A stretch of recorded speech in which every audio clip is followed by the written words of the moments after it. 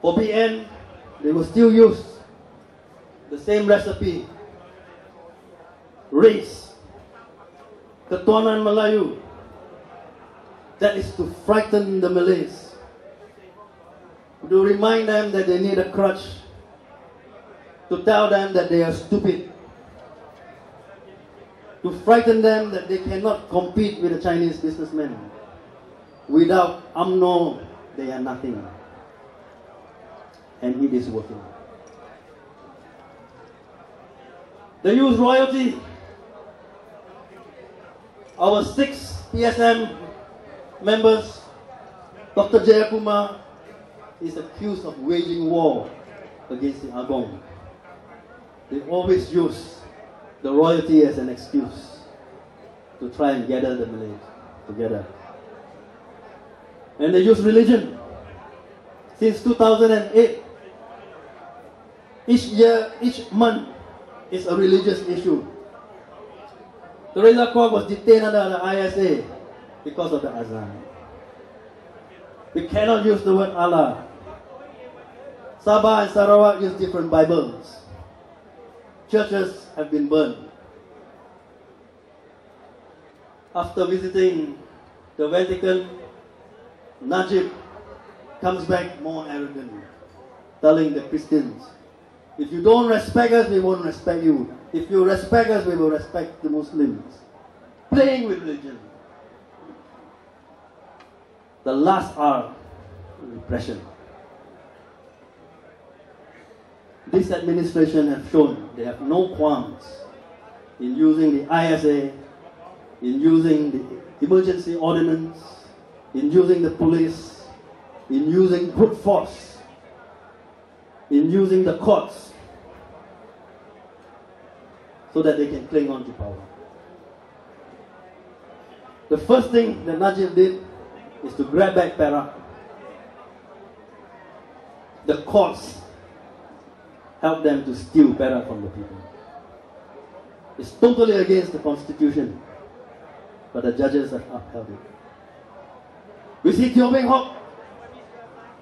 What is the decision of the Royal Commission of Inquiry, made up of former judges?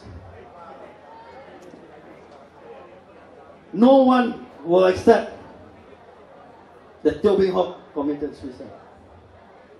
But they don't care, because they have the machinery of government with them. So it's up to us. It is up to us, the people, to make the change. It is not Anwar Ibrahim, not that he wants to become Prime Minister, or Haria Wang, or Lim Kit Siang wants to become ministers, or Sivarasa or myself wants to be members of the cabinet. No, we don't need it. But it's the people. For the sake of the people, we need to change. We stand here, we are nothing if the people don't work with us. But before we can change the policies of the government, before we can change the government, we must first change ourselves. Why? Because of the 4 R's. Because they keep playing the racial card. They keep playing the racial prejudice. They keep playing on our fears. We have to face our fears. Bruce says that the fear is gone. But that's only 50,000 people. The fear of those in the FELDA scheme is still there. The fear of those Malay businessmen, contractors, who think that they can only survive on government contracts, the fear is here. The fear of the Malay parent that the son's scholarship will be taken away is real. Yesterday, a father came to see me. The son took part in Brazil. Not here, but in Egypt. He cannot attend the convocation because our government called up the Egyptian authorities and they have been sacked. Their scholarships have been removed. That is real. So, what can we do? We say we look at birthday. The Chinese were there, the Indians were there, the Malays were there, we were together. We were holding hands. We were helping each other. For the first time in 54 years, we were walking hand in hand. But ladies and gentlemen, why must it be one day in 54 years? To be walking hand in hand with our fellow Malaysians, irrespective of race or religion, should be every day. We should be helping our Malay friends to tell them that they can make it. And it is up to us to help them. Do we take in our employees? Do we look at their race? We do. 54 years of prejudice, that poison is in us. When we look at promotions, do we consider race? We do. We cannot help it. But the important thing is, we must get rid of this poison within us. The first thing is to acknowledge it's there. The second thing is to take a step. And when we do this, then we can start talking about change. Change is not like Arab Spring, it's not like in Libya, where the demonstrators take up arms to throw out Gaddafi. It's not. If the fear remains, if there are still Malays who fear, then we will not achieve our dream. The dream that we had 54 years ago, when we gained our independence, we had in our constitution in Article 8, everyone shall be equal under the law. There shall be no discrimination of race and religion or gender. Ladies and gentlemen, that is 1957. Our grandfathers were working for equality. That is long before Martin Luther King said he had a dream. That was in 1965. In 1965, the Negroes in America were just beginning their fight for equality. In 1957, we were thinking that we had equality. In 1970, Nelson Mandela is taking his long walk for freedom. It took him 27 years to fight for it. And that is many years since we got our independence. Today, they have Barack Obama, the first Afro-American president in USA.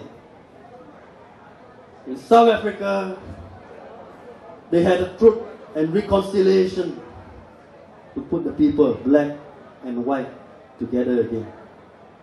But in Malaysia, we are still divided.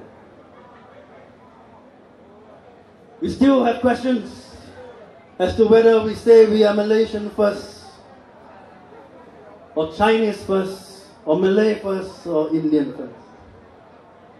And that is very sad. But we have hope. We have seen the light. And I'm confident that together we can achieve. Birthday was the first step. It would not be the last. But if we all work together, recognize the poison in us,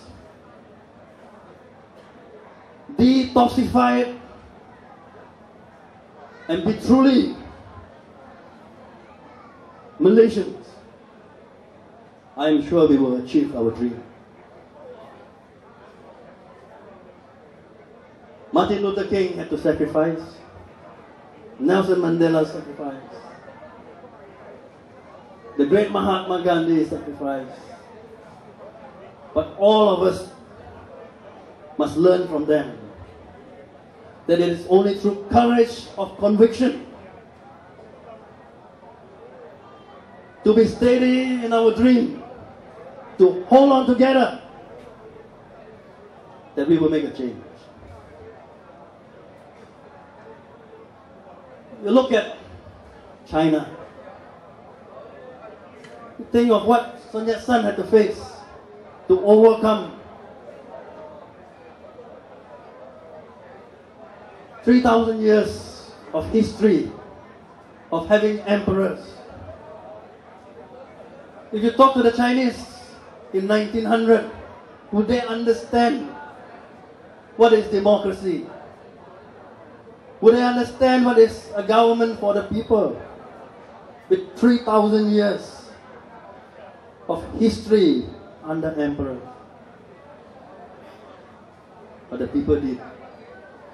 So today, if we ask that we go into Felda, we go into the interior of Sabah and Sarawak, we tell the people in the kampung, what is equality? What is democracy? It might seem hard. But Dr. Sri Anwar Ibrahim reminds us in each of our meetings, do not take the masses to be stupid. If they cannot understand, it is because we do not know how to tell them. So we must search for a way to deliver the message. And this is my message tonight. That is why I wear yellow, because the Queen of England, in that one picture, a picture is worth 1,000 words. She did not say a word, but her message was so clear to the world, so clear to Najib, that the world stands with us Malaysians.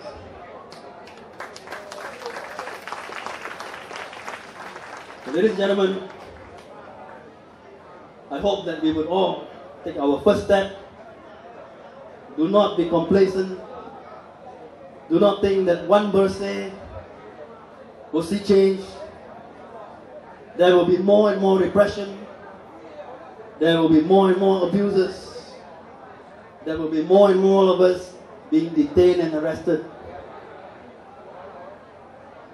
But with courage, with support, as Mahatma Gandhi said, truth will always prevail, right will always prevail, and I'm confident we will prevail. Thank you very much. 最后，我祝大家身体健康，万事如意。Nandri Wanakam. Thank you.